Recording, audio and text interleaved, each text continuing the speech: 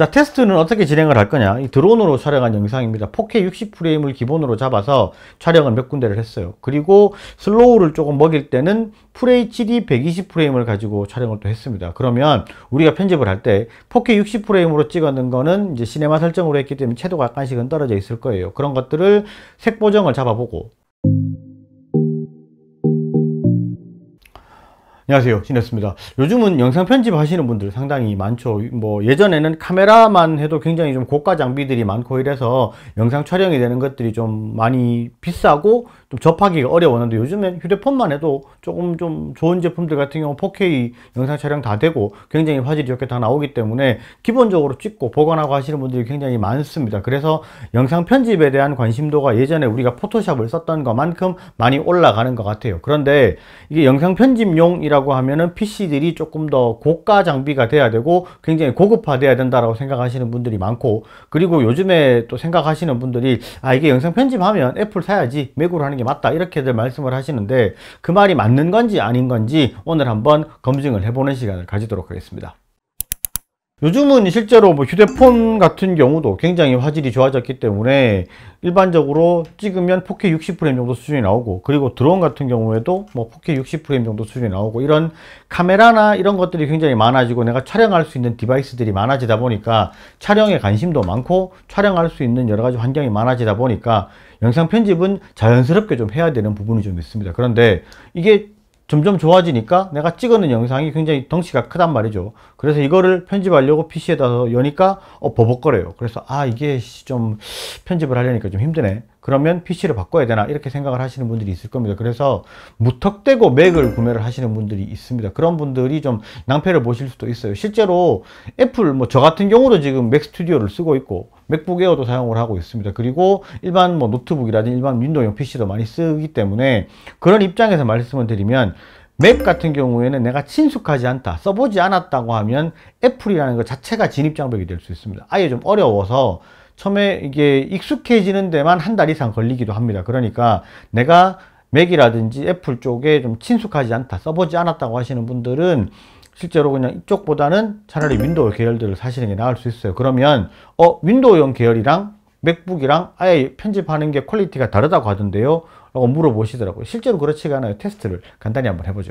자, 테스트는 어떻게 진행을 할 거냐. 이 드론으로 촬영한 영상입니다. 4K 60프레임을 기본으로 잡아서 촬영을 몇 군데를 했어요. 그리고 슬로우를 조금 먹일 때는 FHD 120프레임을 가지고 촬영을 또 했습니다. 그러면 우리가 편집을 할 때 4K 60프레임으로 찍었는 거는 이제 시네마 설정으로 했기 때문에 채도가 약간씩은 떨어져 있을 거예요. 그런 것들을 색 보정을 잡아보고, 그 다음에 각각 여러 가지 색깔들 맞추고 또 여러 가지 컷 편집 자르고 붙이고를 보통 하잖아요. 그리고 이게 4K 60프레임이랑 FHD 120프레임이랑은 영상 사이즈가 다르기 때문에 영상 사이즈를 키우고 또 120프레임으로 했던 거를 중간중간 끊어서 60프레임으로 만들어서 또 하거나, 아니면은 60프레임으로 찍었던 거를 약간 늘려서 120프레임으로 해서 슬로우를 먹인다거나, 그렇게들 많이 하실 겁니다. 그리고 보통 BGM을 깔고 이렇게 편집하는 것들을 간단히 한번 해보고 어떤 게 좋은지 한번 확인을 해보도록 하겠습니다.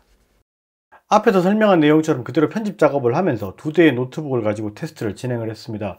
두 대의 사양이 다르기 때문에 4K 편집을 하는데 혹시나 느리다거나 끊긴다거나 하는 불편함이 있는지를 중점적으로 테스트를 진행을 했습니다. 편집은 기본적으로 전체 영상들을 자르고 붙이는 컷 편집을 하고 7개의 파일로 되어 있기 때문에 색 보정을 조금씩 다 다르게 해줬습니다. 그리고 색 보정은 루미트리 패널을 통해서 자동 설정을 하고 약간씩 밝기와 색감만 추가로 편집하고 조절하는 방식으로 진행을 했고요. 그리고 슬로우 모션으로 찍어서 FHD로 된 영상은 4K에 맞도록 영상을 키우고 재생 속도를 2배로 올려줬습니다. 그리고 편집을 완료한 전체 영상의 길이는 17분 54초였고요. 마지막에 인코딩 할 때까지 사용상의 불편함은 전혀 없었습니다.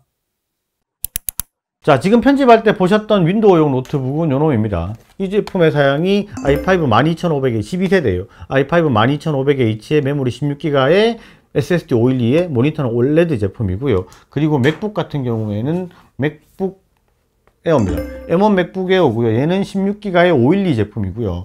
실제로 요 둘을 가지고 작업을 했을 때 둘 다 끊긴다거나 그런 것들은 별로 없었습니다. 약간씩은 버벅거린다거나 이런 것들은 색 보정할 때의 느낌은 맥북보다는 일반 윈도우용 노트북 얘가 지금 아무래도 가격도 거의 절반밖에 안 하기 때문에 실제로 약간씩은 느리다, 한 1, 2초 정도 수준의 딜레이는 더 있다라는 느낌은 있었는데 기본 편집을 하면서 불편한 점은 전혀 없었습니다. 프리뷰를 볼 때도 뭐 프로그램 패널에서 그냥 뭐 느리다거나 끊긴다거나 이런 거 전혀 없었고, 그러면 요 둘을 가지고 인코딩을 했을 때는 시간 차이가 있었느냐? 실제로 차이가 있었습니다. 인코딩을 했을 때는 기본적으로 맥북 에어 같은 경우에는 21분 정도 수준이 나왔고요. 윈도우용 노트북 같은 경우에 38분이 조금 넘는 시간이었습니다. 그러니까 인코딩 시간 같은 경우에는 차이가 분명히 조금은 있습니다. 이거는 그래픽에 대한 차이가 있기 때문에 그런 부분에 차이가 있었는데, 실제로 우리가 컷 편집을 하고 사용을 하면서는 불편함은 거의 없었고, 이게 맥북 에어가 조금 더 빨랐어요. 그런데 이제 가격이나 이런 부분을 생각을 하면 사실 뭐 2배 차이가 나는 부분이기 때문에 이 2배를 요 정도 수준의 불편함에 굳이 투자할 필요가 있나? 라는 생각을 하기는 했었어요.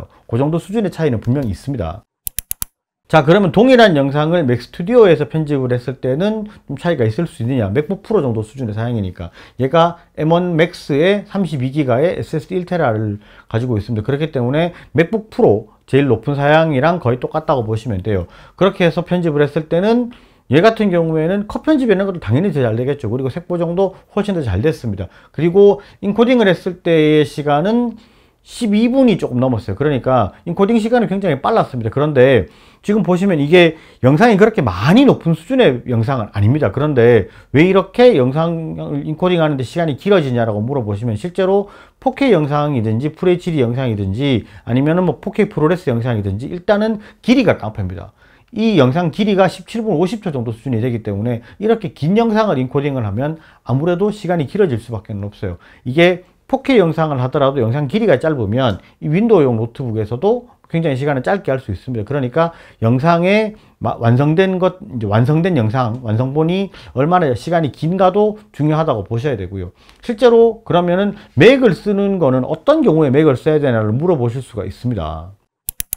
아예 내가 영상을 전문적으로 뭐 4K 프로레스로 이제 시네마 카메라로 해서 촬영을 했는 거를 한다 그러면은, 보통 4K 프로레스 영상으로 하시게 되면 30분 정도 촬영을 하면 한 150기가, 200기가 우습게 넘어가 버리거든요. 그러니까 그런 것들을 편집을 하려고 그러면 진짜 맥 스튜디오나 이 정도 수준이 돼야 되고, 일반적으로 그 정도로 전문적인 수준이 아니다 그러면은 윈도우용 노트북을 쓰나 맥북을 쓰나 아니면 맥 스튜디오를 쓰나 큰 차이는 없을 수 있다 라고 생각을 하셔야 되고, 실제로 일반 사용자들이 조금 착각을 하시는 부분들이 조금 있습니다. 이게 내가 사용하는 편집 프로그램에 따라서 PC 사양을 많이 타느냐 이렇게들 물어보시는데, 만약에 뭐 프리미어 프로를 쓸 수 있고 다빈치 리졸브를 쓸 수 있고 파이널 컷이나 이런 것들을 쓸 수 있어요. 이런 어느 정도 수준의 이제 범용을 많이 쓰는 좀 프로페셔널한 프로그램들이죠. 이런 프로그램들 같은 경우에는 사실 사양이 비슷합니다. 근데 애플 같은 경우에는 파이널 컷에 조금 더 최적화되어 있는 부분이 있다. 이거는 어쩔 수 없는 부분이고, 그 이외에 다빈치 리졸브가 뭐 굉장히 더 무거워가지고 프리미어 프로보다는 더 많은 사양을 잡아먹으니까 다빈치 리졸브를 쓰려면 더 사양이 높아야 된다. 이거는 사실 좀 옛날 얘기가 돼버렸어요. 예전에는 그랬었습니다. 그런데 이게 버전을 거듭하면서 점점 더 최적화가 잘 돼 있어가지고 다빈치 리졸브도 사실 상당히 많이 가벼워졌어요. 그래서 조금 높은 영상을 할 때는 예전에 높은 사양을 뭐 요구를 한다, 다빈치 리졸브가, 이런 얘기들을 했었는데 실제로 지금은 비슷합니다. 프리미어 프로랑 다빈치 리졸브랑 파이널 컷이랑 세 개가 요구하는 사양은 비슷하다고 보시면 되고, 이 세 개가 실제로 비슷한 영상을 편집을 하면 편집하는 과정이라든지 인코딩하는 시간이 크게 차이가 나지는 않습니다. 비슷하다고 보셔야 되고, 기본적으로 12세대 i5 이상 메모리 16기가 정도로 쓰면 아까 말씀드린 정도 수준 4K에다가 색 보정하고 그 다음에 뭐 약간 뭐 시간 늘리고 줄이고 그 다음에 BGM 깔고 이렇게 해서 인코딩하는 정도 수준은